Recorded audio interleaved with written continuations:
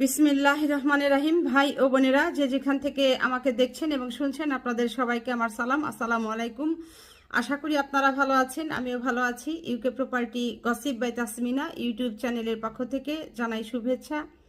আজ জুন মাসের 25 তারিখ বুধবার 2025। এই মুহূর্তে লন্ডনের তাপমাত্রা আছে 25 ডিগ্রি সেলসিয়াস। তবে এটি বেলা বাড়ার সাথে সাথে তাপমাত্রাও আস্তে আস্তে আরও বেড়ে যাবে এবং আজ সর্বোচ্চ তাপমাত্রা হবে 28 ডিগ্রি সেলসিয়াস। তো যাই হোক, এখন আপনাদের সাথে যে বিষয়টি নিয়ে কথা বলতে চাচ্ছি সেটা হলো যে অন্তর্বর্তী সরকারের বিশাল কর্মসূচি ঘোষণা। অন্তর্বর্তী সরকার এই বিশাল কর্মসূচি কেন ঘোষণা করলো সে বিষয়ে যেটি বিস্তারিত বলা হয়েছে যে জুলাই অভ্যুত্থানের প্রথম বর্ষপূর্তি উপলক্ষে 36 দিনের কর্মসূচি ঘোষণা করেছে অন্তর্বর্তীকালীন সরকার। মঙ্গলবার 24 জুন প্রধান উপদেষ্টার প্রেস উইংস থেকে পাঠানো এক বিবৃতিতে এই কর্মসূচির বিস্তারিত তুলে ধরা হয়েছে। এবার এই কর্মসূচির ভিতরে, বিশাল কর্মসূচির ভিতরে কি কি প্ল্যান প্রোগ্রাম সরকারের আছে সেটি হচ্ছে, 1 নম্বরে ধর্মীয় প্রতিষ্ঠানগুলোতে শহীদদের স্মরণে দোয়া ও প্রার্থনা। এটি খুব ভালো। এরপর যেটি করা হয়েছে, ডকুমেন্টারি, গ্রাফিতি এবং পোস্টারিং কার্যক্রম। এটিও ঠিক আছে, ভালোই মোটামুটি। জেলা পর্যায়ে স্মৃতিস্তম্ভ নির্মাণ, তারপর হচ্ছে আলোচনা সভা, নাটক, গান, বইমেলা ও ম্যারাথন, ড্রোন শো, কার্টুন প্রদর্শনী এবং বিজয় মিছিল। চূড়ান্ত দিন 5 আগস্ট 2025-এ মানিক মিয়া এভিনিউ অভিমুখে বিজয় মিছিলের মাধ্যমে কর্মসূচি শেষ হবে। তো ভাই বোনেরা, এরকম আরও অনেক কিছুই আছে। একেবারে জুলাইয়ের 1 তারিখ থেকে আগস্ট মাসের 5 তারিখ 2025 পর্যন্ত এদের অনেক কর্মসূচি আছে, যেগুলো আপনাদেরকে কিছু কিছু আমি পড়ে শোনালাম এবং আমি নিজে পুরোটাই পড়েছি। তো আমার আসলে এটি 50% পছন্দ হয়েছে আর 50% পছন্দ হয়নি। এখন 50%-এর ভেতরে যেগুলো পছন্দ হয়েছে, এক হচ্ছে এই যে বিভিন্ন মসজিদ, তারপর হচ্ছে উপাসনালয়গুলোতে যারা মারা গেছেন জুলাই বিপ্লবে, তাদের আত্মার শান্তি কামনা করে দোয়া চাওয়া, কিংবা যারা অসুস্থ আছেন তাদের জন্য দোয়া করা, এটি আমার 1 নম্বরে খুব ভালো লেগেছে, পছন্দ হয়েছে। 2, যে জুলাই ফরএভার নামে যে একটি ওয়েবসাইট তৈরি করবে, এটিও আমার পছন্দ হয়েছে। তারপর আরও অন্যান্য যেগুলো ছিল ভালোই পছন্দ হয়েছে। কিন্তু এই 50% কেন পছন্দ হয়নি, যে এখানে আরও কিছু যোগ করা যেত।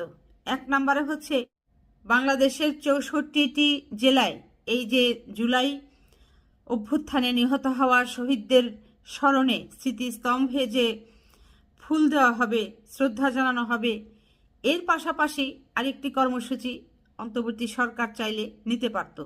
যে যে শহীদরা নিহত হয়েছেন তাদের নিশ্চয়ই ঠিকানা আছে, তাদের গ্রাম আছে, ইউনিয়ন আছে, থানা আছে।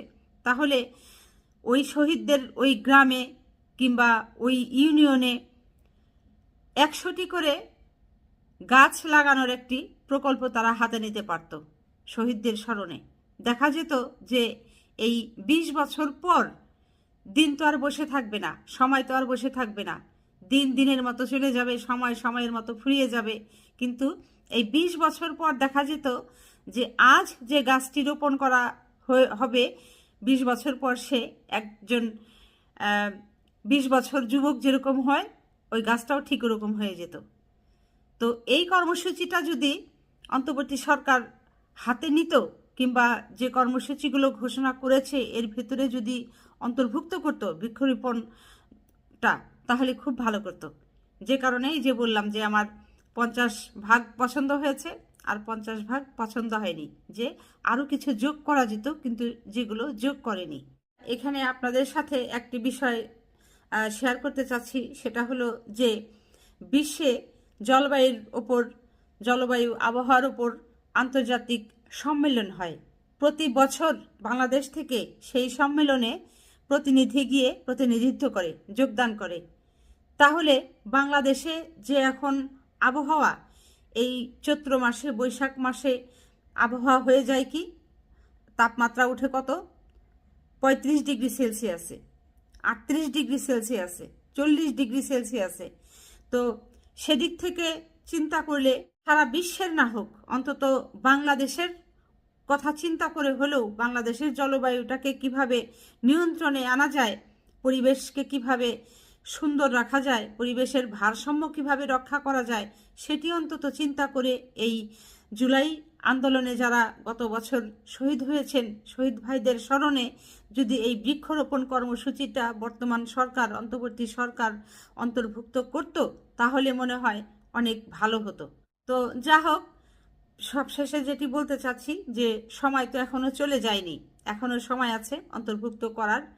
যদি মনে করেন প্লিজ এই বৃক্ষরোপণ কর্মসূচিটাকে, এই জুলাই আন্দোলনে যারা নিহত হয়েছেন তাদের স্মরণে যে কর্মসূচিগুলো আপনারা ঘোষণা করেছেন, এর ভিতরে এই বৃক্ষরোপণ কর্মসূচিটাকেও আপনারা অন্তর্ভুক্ত করে এটি ঘোষণা দিয়ে দিন।